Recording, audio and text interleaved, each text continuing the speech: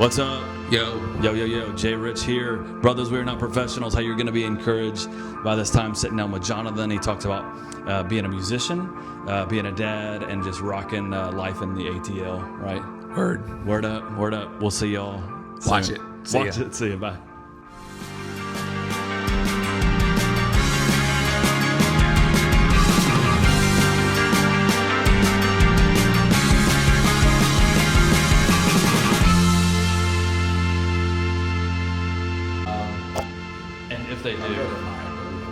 If they do, that's all good.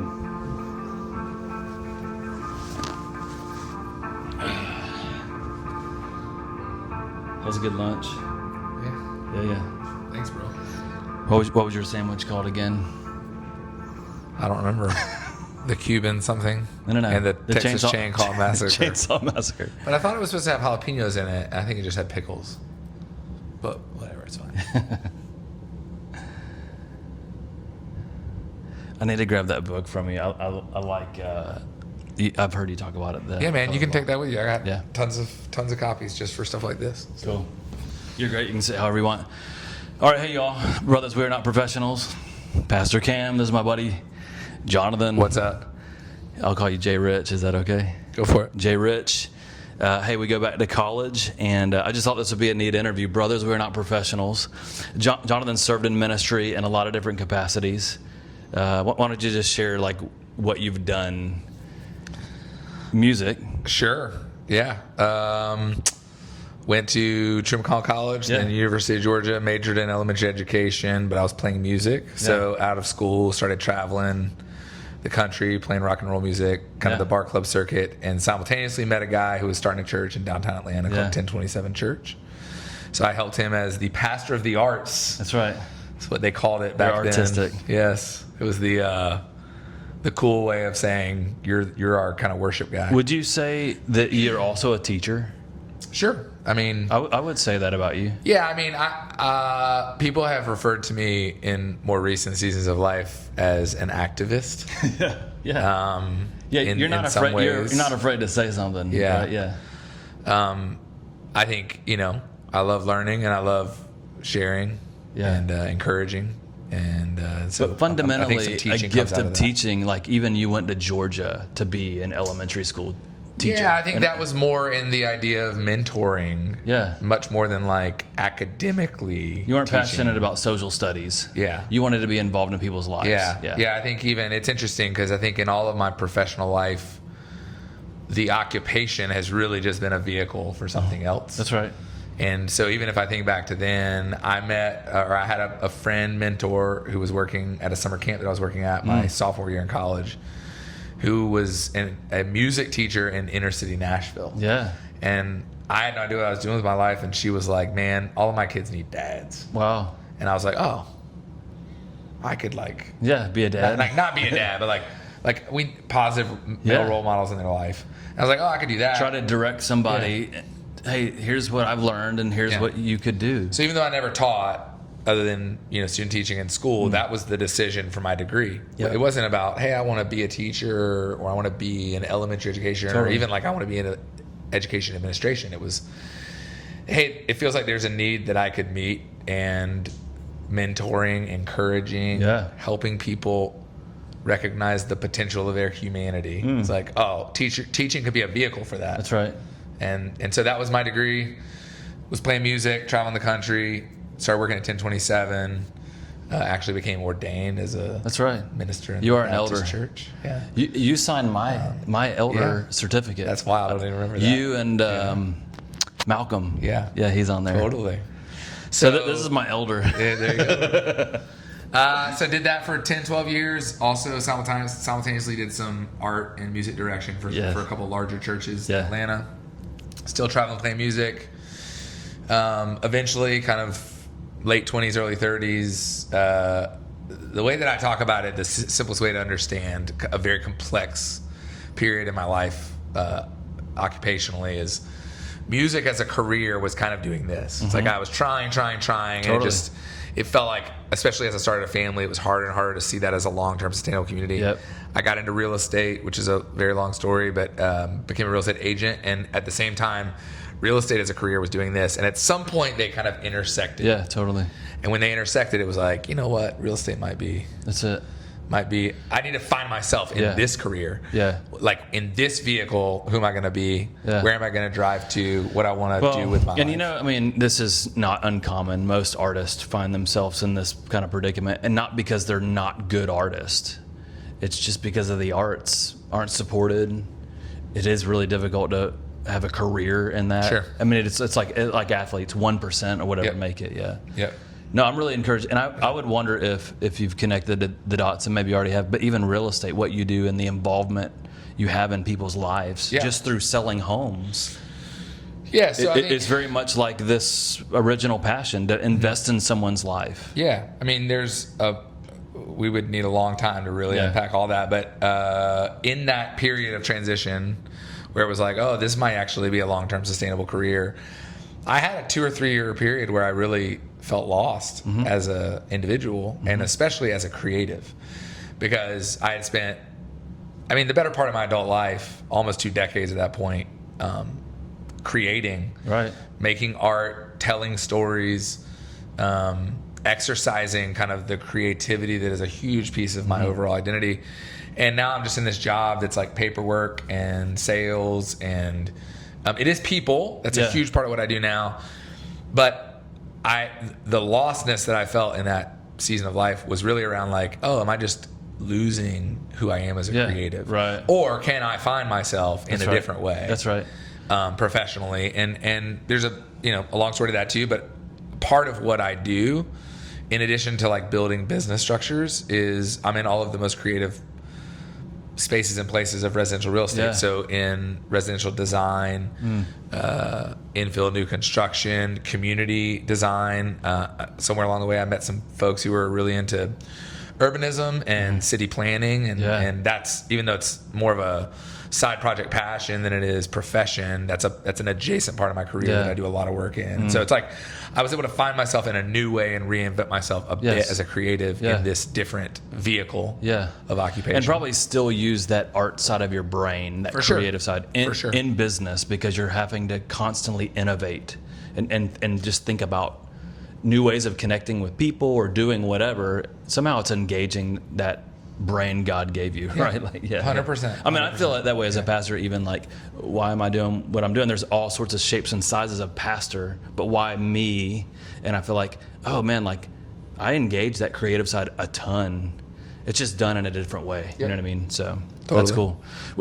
This is what I was thinking to ask you in navigating that musical career and being involved in a lot of guys' lives, right? Like you're playing with different guys.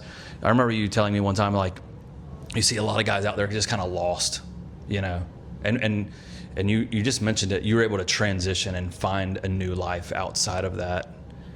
I mean, could you speak to that? Just maybe guys struggling in their 30s and just looking to like do some real life work, be in community, whatever, and they find themselves isolated or too wrapped up in. I have a lot of things to say about this. Cali and I, my wife, we often now, 10 years, 15 years later, comment about that season of my life. It's like, what if it had worked out? What if I had gotten the break, gotten the record deal? I mean, I had some small record deals, but like, what if I had gotten the one? What if I had broke? The big one, What if I was doing it professionally?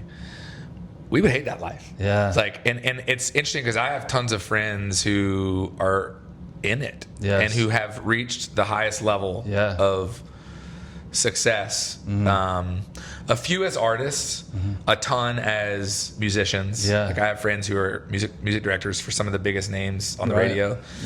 And they're in their 40s and they make great money and they're playing music professionally and they're doing all the cool stuff. They're playing they're playing the Tonight Show, they're playing all the biggest festivals, their songs are on the radio, they're in music videos, all that. It's not a great life. It's hard. They're traveling 180 days a year, in the best scenario. Some of the guys that are more working acts, it's 200, 250 days a year. And they don't control their own schedule. We all had a close family friend that got married a couple months ago. And a couple of the guys missed the rehearsal dinner because they were in the wedding, but they missed the rehearsal dinner because they had a date with their act. So there's amazing things about it, but there's very hard things about it. And that's for the guys that absolutely made it to the top. Everything below and in between, it becomes very difficult because there's an exchange of your time, energy, and effort and sense of community, right? That's the biggest one. If you have to be away from your home 150, 200, 250 days a year, it's pretty bewildering to come home and try to find some sense of community or place or space of belonging. And we could have a long conversation about community and sense of belonging in terms of human flourishing, but it's not rocket science that biologically and physiologically forget. I mean, there's mentally, spiritually, everything else, but just the way that we were constructed in cellular form requires interaction with other human beings. Right. So I think it's hard. I think it's really hard for artists, especially in music, but in the traveling arts, to make long-term sustainable careers and remain healthy individuals. It happens, but it's very tough. It reminds me, Mel and I worked in restaurants in Atlanta, and it almost reminds me of service industry. Like you're working when everyone else is playing. It's a very similar thing. I mean, we have some good friends that are very successful chefs and have been doing it their whole life, and they're in their 40s and they've made it financially. They've made it like people are writing about their art and their work and their restaurant they created. They still got to show up Thursday, Friday, Saturday night, you know, it's, and all of their service staff, it's brutal, man. It's a brutal schedule. So there's some similarities for sure. And I think the other thing that you're alluding to is when we were all teenagers and in our early 20s, none of us had any reference points or clues about what life as a 30-year-old or a 40-year-old would look like, what it meant to have a family, what it meant to build a long-term sustainable career. And so, there was this point in my early 20s where I don't know, I mean, it was dumb luck. It was, just wisdom that I somehow had the privilege of capturing.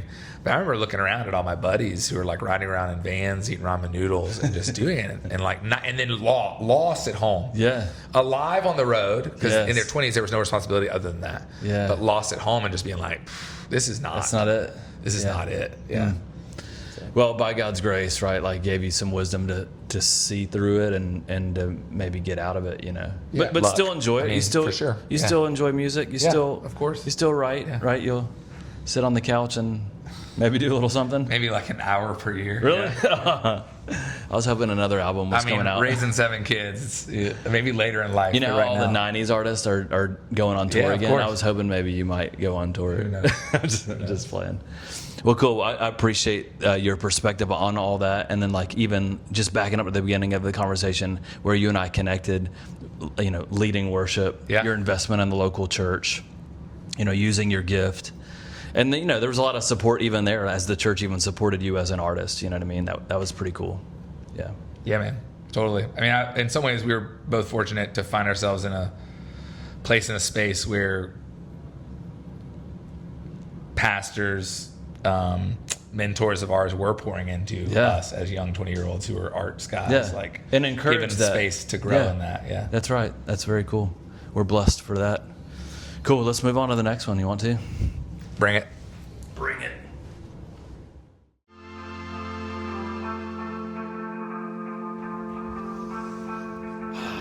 Back again. I like your new tattoo. Thanks, bro.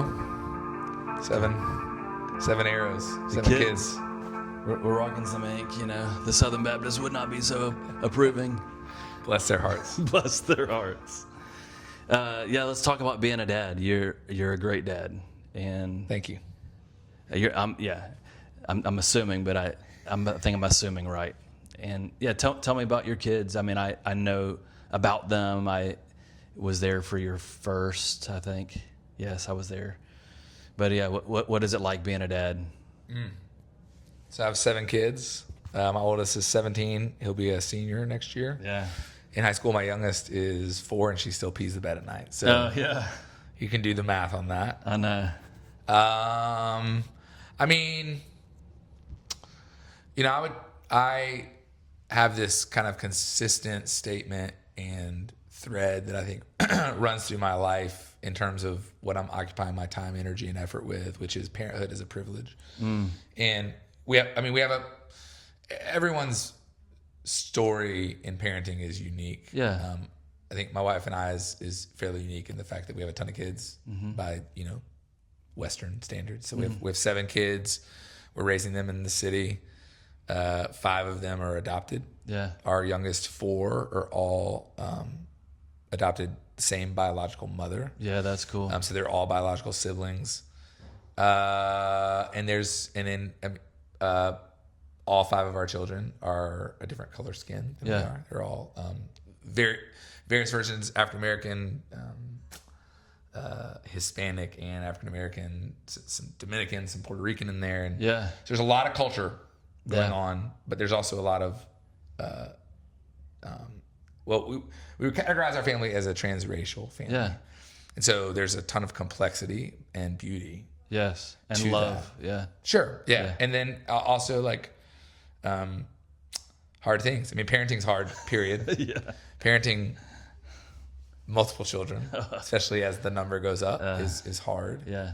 But then the complexity of 2 white parents trying to raise black children in 2025 in the United States of America has its own level of complexity as well, and responsibility, deep responsibility. And so I don't take the responsibility lightly, and I think it's the greatest privilege of my life to be a dad. Really, yeah. And a great honor to be called father by my children. That's right.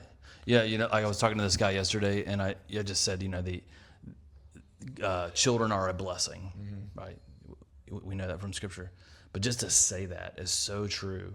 And like they just had this little girl, and the doctor said she was brain dead, And we just prayed as a church. I mean, we really call her a miracle baby. And I can see this shift that's happened in him as a person. And it's just all summed up in that, like, children are a blessing. They do so much to your life. Things that you didn't even know were there, and things that you didn't even know were coming. And it's all like wrapped up in that. There's a story that I always tell to all my friends when they're about to have their first kid. So and I don't think he'd mind me sharing this publicly, but I have an aunt who's 4 years older than me, lives in Port St. Joe, Florida, where my dad's family is from. Her name is Tina. She's like a sister. We grew up together. I spent 6 weeks every summer at my grandmom's house. She was still in the house. So we grew up like brother and sister. We're very close. Her husband, David, called me when they found out that we got pregnant with our first Josiah, who's now a senior in high school. And we had never talked on the phone before. Like, he's Tina's husband. We're friends. We're close. But, like, we don't talk on the phone. He's never called you. He calls me up. And he's like, hey, man, we love you guys. We heard you're pregnant. That's amazing. Anything you guys need, we're here for you. But what I really wanted to call and tell you is that over the next 6 months, like, people are going to be telling you how your life will change and never be the same once you have a kid. And that's true. Yeah. You will never be the same once you become a parent. Yeah. Like, everything changes. But it's what you were meant to do. Huh. And that feels like I just told it to you. That feels like kind of a simple statement, right? It feels like, yeah, okay. But it becomes obvious. Real, yeah. But the context is Tina and David, their first son, who was 12 at the time, is autistic. And they live in a small town in Florida and not a ton of resources. Had zero support for that. Were in denial about the diagnosis for a while. Yeah. They probably didn't really kind of accept the diagnosis until he was 1.5 or 2 years old. And my uncle, David, who was calling me on the phone, went into a 2-year manic episode. Yeah. At the point of acceptance. Wow. So that was his entry into parenthood. This deep level of despair and darkness. He came out of it. They came out of it. He got healthy. They ended up starting a special needs school in their town. Like, Harley's now like 24. He's the most amazing kid in the world, right? But now that story holds different meaning. That's right. It's what you were meant to do. And I think this gets lost, especially in kind of like Western culture, the way that technology is kind of providing efficiencies in our life. It's like parenting can be just something else you do. Yeah. And I think historically, if you look at the responsibility and privilege of parenting, it's like, no, it's the only thing you do. That's right, yeah. Everything else, preceding a marriage, which effectively, we can have a long conversation about that too, but procreation is like, kind of like the sub-benefit of marriage. But apart from your relationship with your spouse that you commit your life to, it's like being a parent is it. That's right, yeah. It's what you do. It's what you get the privilege to do.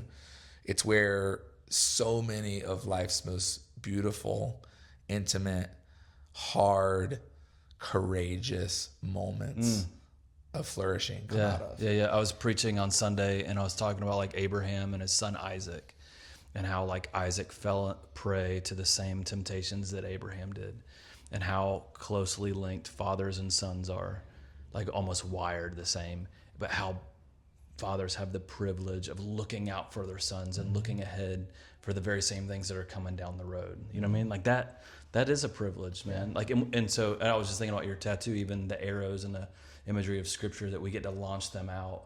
But, you know, it's like with every generation comes an opportunity to do it differently. Yeah. You know, or fine tune it or make it better or whatever, you know, like feels like what parenting is. Yeah. I think too, just like, you know, Cali and I talk about, we make it very simple in our house. Like we want our kids to know, we want them to hear every single day, audibly and verbally, that we love them. Yeah. We want them to hear that they are loved. Yeah.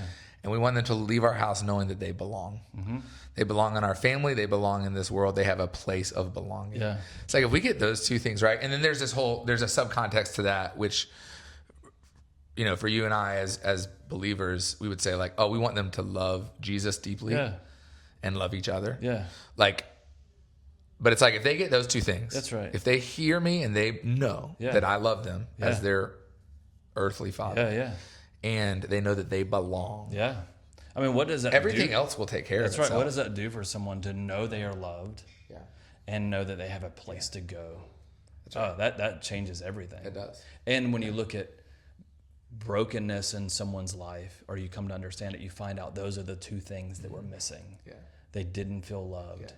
They didn't know where to go. Yeah, and so you get, as a parent, you get kind of like the front row seat to provide that for another human being. Yeah. Right. Yeah, set the tone.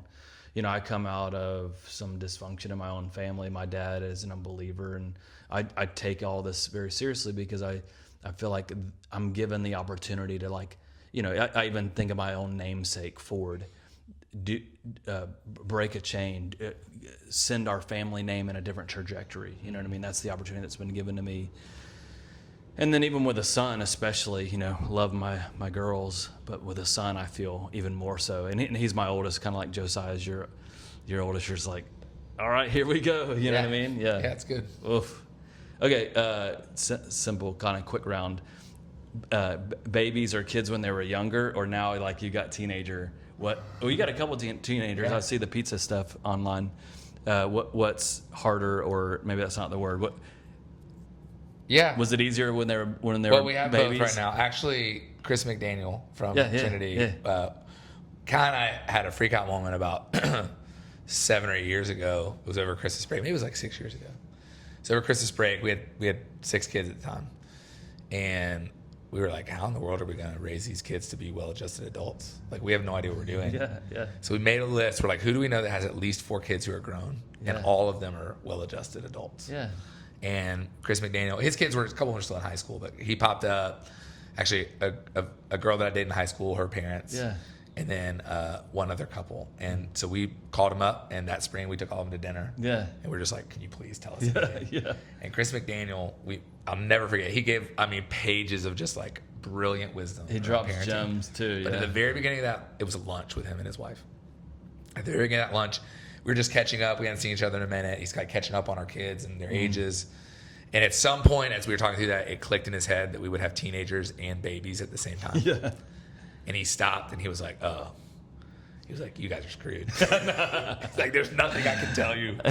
So, like, there is a thing where, like, the season we're in right now where it's like, and I overplaying that hand a little bit. Yeah. Our 2 teenagers are incredible human beings. And probably help with the younger. And yes, huge. And they both, I think, are leaders and outpace their peers from a wisdom standpoint, maturity standpoint. So that's been very helpful because we've had our share of teenage drama, but we haven't had anything that broke them or us. Yet. And so that's been helpful. Yeah. I think to answer your question, Kai and I both are probably team teenager. Yeah. I think just when they start to